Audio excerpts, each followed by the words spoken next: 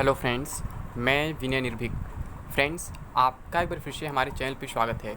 तो friends, group D exam date को लेकर बड़ी खबर, अब मॉडिफिकेशन लिंक का क्या होगा, फिर एक बार धोखा। तो फ्रेंड्स, आपको मालूम है कि अभी ग्रुप डी एग्ज़ाम डेट किस लिए नहीं जारी हो पा रहा है, कोर्ट केस की वजह से। मैं आपको कई बार बता चुका हूँ, ठीक है। तो कुछ लोग मतलब ये कह रहे हैं कि तुम तो बोल रहे थे कि एग्ज़ाम अक्टूबर में स्टार्ट हो जाएगा, ये हो जाएगा, वो हो जाएगा। तो फ्रेंड्स, कोर्ट केस मैंने नहीं किया था, ठीक है। कोर्ट केस जिसने किया उससे जाकर बात करो, वो क्यों कोर्ट केस किया, क्यों मॉडिफिकेशन लिंक उनको नहीं मिला, क्यों वो परेशान हुए। उनकी भी अपनी जगह डिमांड सही, आपकी भी डिमांड अपनी सही है। हमारे कहने या ना कहने से कभी एग्ज़ाम नहीं होगा या फिर एग्ज़ाम कभी रुकेगा नहीं, सिंपल सी बात है।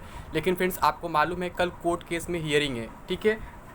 और हियरिंग के बारे में ये खबर मिल रही है फ्रेंड्स कि ये मतलब ये कोर्ट केस जो है ये बहुत ज़्यादा दिन टिकने वाला नहीं है। मैं आपको पहले ही बताया था कि डिवीज़न बेंच में केस हुआ है, तो यहाँ पे क्या होता है, बहुत ज़्यादा हियरिंग नहीं होती है, 3 से 4 हियरिंग में केस कंप्लीट हो जाता है। और कल आपका शायद ये दूसरा हियरिंग अभी है, तो हो सकता है कल ही केस डिस्पोज हो जाए या फिर एक आध हियरिंग और लगे, केस डिस्पोज हो जाएगा, ऐसा सुनने को मिल रहा है। क्योंकि रीज़न ये है, लोग पहला केस हार चुके हैं, मतलब जो दूसरे कैंडिडेट जो पेटिशनर थे वो लोग पहला केस हार चुके थे, उसी बेस पे लोग दूसरा केस किए हैं। तो यहाँ पे सेम रीज़न शायद देखने को मिलेगा कि रेलवे अपने प्रोसेस में लगा हुआ है, एग्ज़ाम कराने की तैयारी में लगा हुआ है, इसलिए हम इस पर कोई आदेश नहीं दे सकते हैं।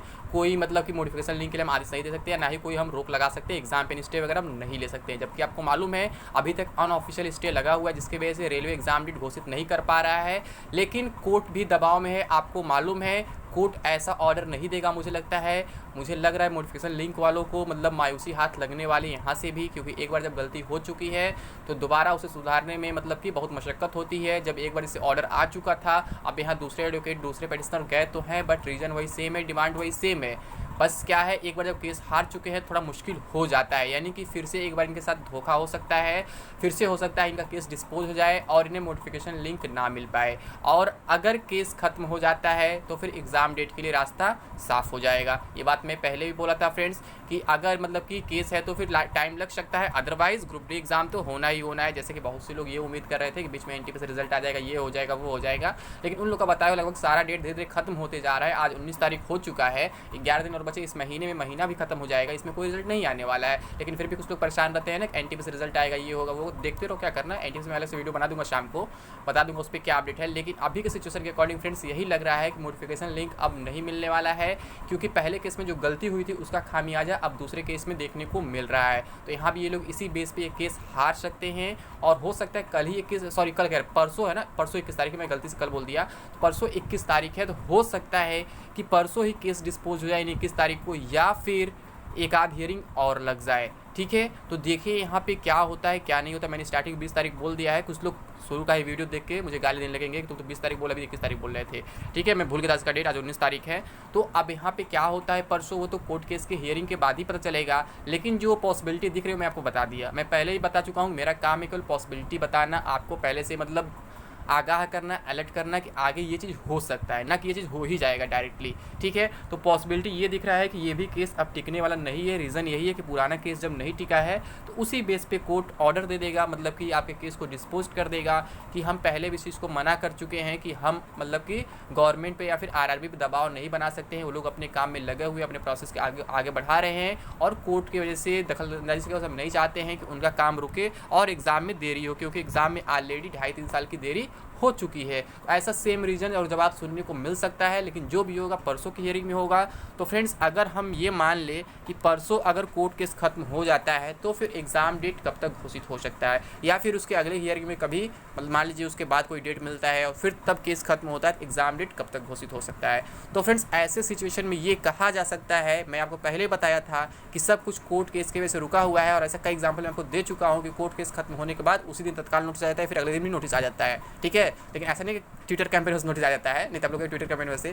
तो यहाँ पे क्या है कि मतलब कि कोर्ट केस अगर परसों खत्म हो जाता है तो हम लोग उम्मीद कर सकते हैं कि इसी महीने ग्रुप डी की नोटिस आ जाए, एग्जाम डेट नोटिस आ जाए, अगर परसों खत्म हो जाता है तो, ठीक है। और अगर परसों नहीं खत्म होता है, नेक्स्ट हियरिंग कब की मिलती है, मान लीजिए इसी मंथ के अंदर मिलता है, फिर अगले मंथ मिलता है, तो बाद की चीज़ें तो परसों पता चल पाएगा, ठीक है। तो वहाँ पे क्या होता है उसको लेकर के भी कंफर्मेशन अभी नहीं है। अगर मान लीजिए नेक्स्ट हियरिंग में खत्म होता है, मान लीजिए 27-28 कोई डेट मिल जाता है, जब भी मिले उधर बाद में, तो अगर उस टाइम क्या होता है कि केस खत्म होता है तो मान के चल सकते हैं कि अक्टूबर के फर्स्ट वीक में भी आपका एग्ज़ाम डेट नोटिस आ सकता है। अब आप लोग कहेंगे बीच में एसएससी एग्ज़ाम्स है तो कैसे रेलवे एग्ज़ाम्स कराएगा। तो फ्रेंड्स मैं फिर से आपसे यही कहूँगा कि आप लोग केवल अपने प्रिपरेशन पे फोकस करें, बहुत ज़्यादा लॉजिक ना लगाने का प्रयास करें। क्यों? क्योंकि कब क्या हो जाए कोई नहीं जानता है। अगर आप ये लॉजिक लगाने का प्रयास करेंगे कि टीसीएस यहाँ भी एग्जाम करा रहा है, टीसीएस वहाँ भी एग्जाम करा रहा है और एक तरफ एसएससी के एग्जाम चल रहे हैं, सारे सेंटर्स बुक है, तो कैसे इसके एग्जाम्स होंगे।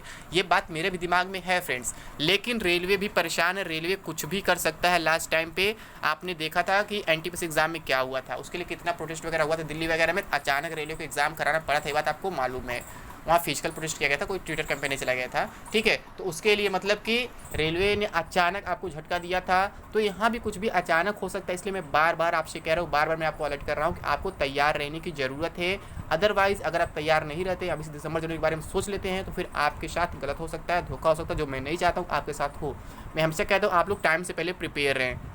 कहा जाता है ना, कहीं पहुंचना हो टाइम से पहले 10 मिनट पहुंच जाओ, लेट ना करो। तो यहाँ भी मैं आपसे यही कहना चाहता हूँ कि आप लोग अभी भी यही मान के चलें कि आपका जो ग्रुप डी एग्ज़ाम है अक्टूबर में स्टार्ट हो सकता है, ठीक है। बहुत से लोग एनटीपीसी बीच में डालेंगे, तो डालते रहे, कोई मतलब नहीं है, उसका रिजल्ट अभी नहीं आने वाला है। मैं पहले बता चुका हूँ, अभी भी रिपीट कर रहा हूँ इस बात को, ठीक है। और अगर बाई चांस एनटीपीसी बीच में आता है, मान लीजिए उसका रिजल्ट अक्टूबर फर्स्ट वीक या सेकंड वीक तक आ भी जाता है, तो अभी क्या है, वो मान लीजिए 10-12 दिन का एग्जाम तो अक्टूबर में ही कंप्लीट करा देंगे, फिर नवंबर में अपना ग्रुप डी करा सकते हैं।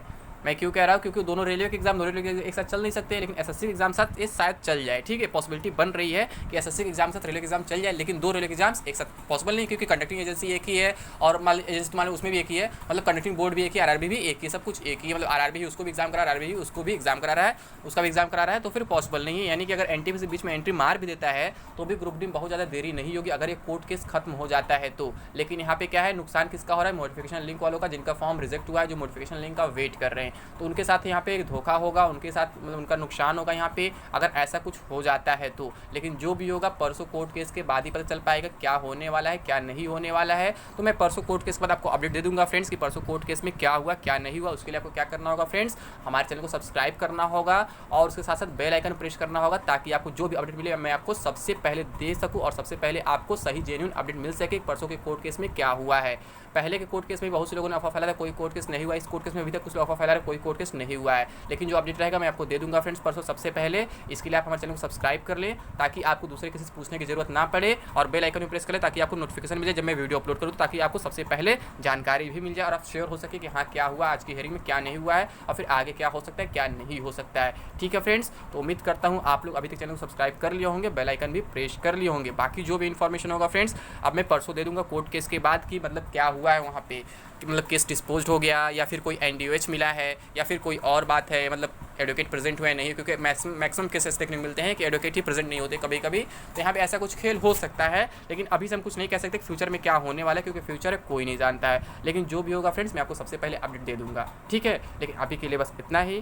थैंक यू, जय हिंद, जय भारत।